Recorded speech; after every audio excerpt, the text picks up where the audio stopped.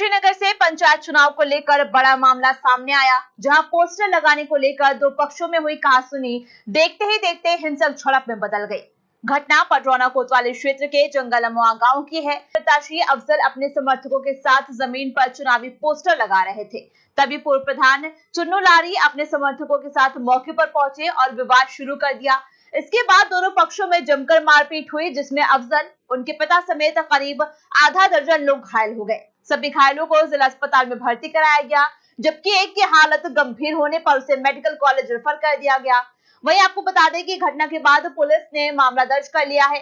हालांकि ये आरोप है कि कार्रवाई मामूली धाराओं में की गई है, जिससे पीड़ित पक्ष में नाराजगी है। बताया जा रहा है कि आरोपी पक्ष पर पहले से भी कई मामले दर्ज हैं। ऐसे में पुलिस की भूमिका पर सवाल उठ रहे हैं। फिलहाल पुलिस पूरे मामले की जांच में जुटी हुई है और क्षेत्र में तनाव को देखते हुए निगरानी बढ़ा दी गई है। इस खबर पर अधिक जानकारी के लिए कुशीनगर से हमारे साथ हमारे संवाददाता अहमद हुसैन जुड़ गए हैं। अहमद हुसैन, आप हमें बताएं कि घटना की शुरुआत किस बात को लेकर हुई और सबसे पहले विवाद किसने बढ़ाया? घटना की शुरुआत देखिए बैनर लगाने को लेकर हुआ था। कोतवाली के क्षेत्र में एक गांव है जंगल अमुआ, वहां के पूर्व प्रधान है चुन्नू लारी, जिनका वहां पहले से ही रोड के दूसरी तरफ बैनर लगा हुआ था। और दूसरे छोर पे उसी गांव के जो संभावित उम्मीदवार हैं, जो अपने आप को ग्राम प्रधान की तैयारी कर रहे हैं, अफजल अंसारी, जो अपने खेत के किनारे अपना बैनर लगवा रहे थे। और इस बात से नाराज होकर चुन्नू लारी, जो पूर्व प्रधान रहे हैं, वो वहां पहुंचते हैं। उनके साथ उनके काफी समर्थक भी होते हैं और यह लोग अफजल को बैनर लगाने से मना करते हैं। इस बात से उन दोनों में तू मैं होने लगती है और देखते ही देखते यह तू मैं मारपीट में बदल जाती है। और इस मारपीट में अफजल के पिता, जो मुंसरी अंसारी है और काफी उनकी उम्र हो गई है, उनको भी बहुत गंभीर चोट लगती है, जिन्हें पहले जिला अस्पताल लाया जाता है, यहाँ से डॉक्टरों के द्वारा रेफर कर दिया जाता है। अहमद, हमें ये बताएं कि क्या मौके पर पुलिस मौजूद थी, और अगर थी तो क्या उसने हस्तक्षेप किया? नहीं, वहाँ पहली बात की पुलिस तो मौजूद नहीं थी, लेकिन हाँ, मारपीट के बाद पीड़ितों के द्वारा थाने में तहरीर दिया गया। लेकिन वही पुरानी ढर्रे वाली बात हुई, पुलिस भी वैसे ही मामूली धाराओं में मुकदमा पंजीकृत कर लिया, जबकि इस तरह के संवेदनशील मामलों से गंभीर धाराओं में मुकदमा और गिरफ्तारी सब होनी चाहिए थी। हमें ये बताएं कि जिन लोगों के घायल होने की बात कही जा रही है, उनकी अभी मौजूदा स्थिति कैसी है? अभी क्या उनकी स्थिति में कुछ सुधार आया है? ना, उनकी स्थिति बहुत ही चिंताजनक बनी हुई है और वहाँ परिजन उनको लेके गोरखपुर के रेडियंस हॉस्पिटल है, जो सबसे महंगा हॉस्पिटल है, जहाँ एक दिन के कम से कम लाख रुपए के खर्च करते हैं, वैसे अस्पताल में उनको एडमिट कराए हैं लोग। लेकिन उनकी स्वास्थ्य चिंताजनक बनी हुई है और परिजन अनहोनी को लेकर आतंकित। क्या दोनों पक्षों की ओर से पहले भी कोई ऐसा विवाद या रंजिश सामने आई है? क्या स्थानीय लोगों ने कुछ ऐसा बताया है कि पहले भी ऐसे विवाद हो चुके हैं दोनों पक्षों के बीच? पहले से इस प्रकार तो कोई विवाद नहीं था, लेकिन चुन्नू लारी, जो उस क्षेत्र में एक दबंग किस्म के व्यक्ति हैं, ग्राम प्रधान रह चुके हैं और उनके ऊपर दर्जनों संगीन मुकदमे दर्ज हैं, जैसे हरजन उत्पीड़न का, पास्को का, लोगों के जमीन कब्जा करने का। इस तरह के बड़े बड़े मुकदमे उनके ऊपर पहले से ही पंजीकृत है। और उसके बावजूद भी उनका एक अलग अपना दबदबा है। उनका ये सोच है कि मेरे गांव में मेरे अलावा। जैसा कि हमें घटना से पता चला कि मामूली धाराओं में मुकदमा दर्ज किया गया है, तो आप हमें बताएं कि पुलिस ने अभी तक किन किन धाराओं में मुकदमा दर्ज किया है और क्या पर्याप्त माना जा रहा है?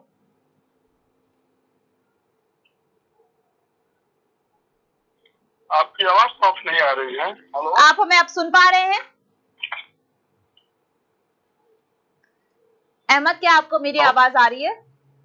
जी, आपकी आवाज आ रही है। हाँ, बताओ। अहमद, मैं ये पूछ रही थी कि जैसे हमें घटना के थ्रू पता चला है कि जो धाराएं लगी हैं वो मामूली धाराएं लगाई गई हैं, तो क्या पुलिस ने अभी तक किन किन धाराओं में मुकदमा दर्ज किया है, हमें ये बताएं। और क्या ये मुकदमा जो दर्ज हुआ है, जो धाराएं दर्ज की गई हैं, क्या वो पर्याप्त मानी जा रही हैं? धाराएं तो पर्याप्त कहीं से भी नहीं है। और इस संबंध में हमने वहाँ जो इस समय तैनात कोतवाल है, उनके सरकारी नंबर से फोन लगा के इस बारे में जानकारी लेने की कोशिश की गई है, लेकिन कोतवाली पडरौना का जो सरकारी नंबर है, सीयूजी नंबर है, वो नंबर स्विच ऑफ बता रहा है। इसलिए पुलिस से दोबारा इस बारे में कोई बात नहीं हो पाई है।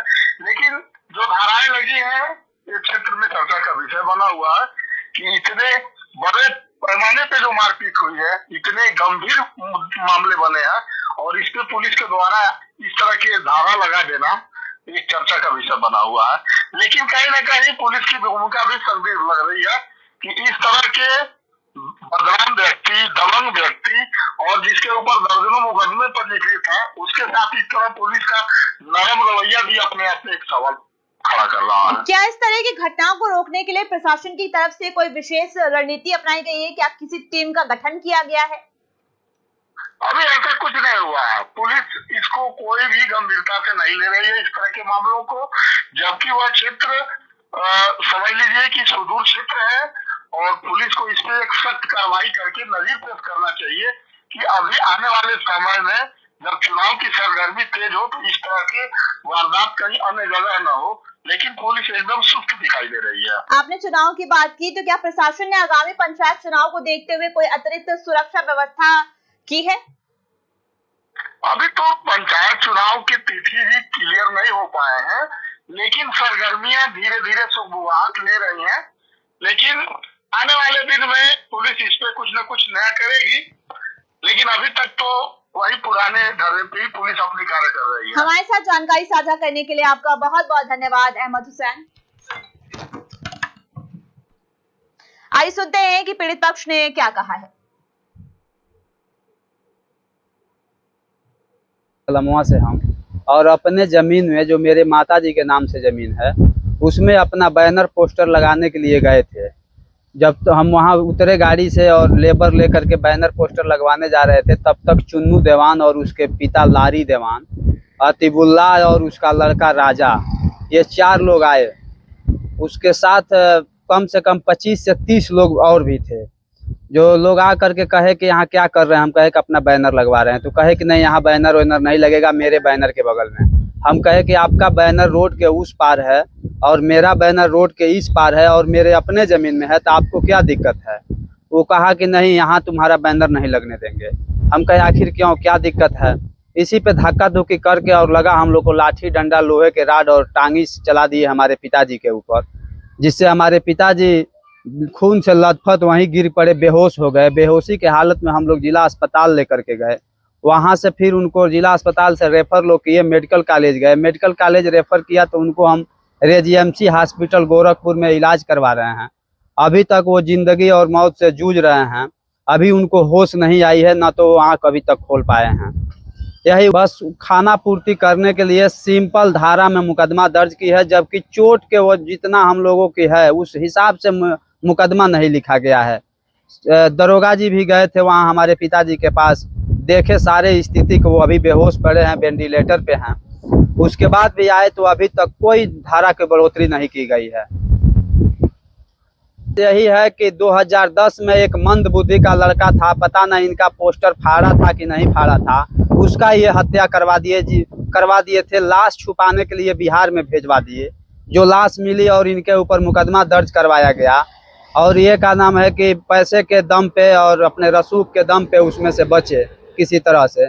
इनका इतिहास यह है कि कई बार ये जेल जा चुके हैं, कई SC ST का मुकदमा, कई SC का जमीन जबरन जोत लेना, यही इनका इतिहास है। गुंडा प्रकृति के लोग हैं ये। और फिलहाल कुशीनगर पुलिस पूरे मामले की जांच में जुटी हुई है और गांव में शांति व्यवस्था बनाए रखने के लिए अतिरिक्त सतर्कता बरती जा रही है। पंचायत चुनाव से पहले हुई इस हिंसक झड़प ने स्थानीय प्रशासन की चिंता बढ़ा दी है। अब देखना होगा कि पुलिस जांच के बाद आगे क्या कार्रवाई करती है और क्या चुनावी माहौल में ऐसी घटनाओं पर सख्ती से लगाम लग पाती है या नहीं। इस खबर पर हमारी नजर बनी हुई है। जैसे ही कोई नई अपडेट सामने आएगी हम आपको सबसे पहले इत्तला करेंगे। तब तक के लिए लेते हैं एक छोटा सा ब्रेक।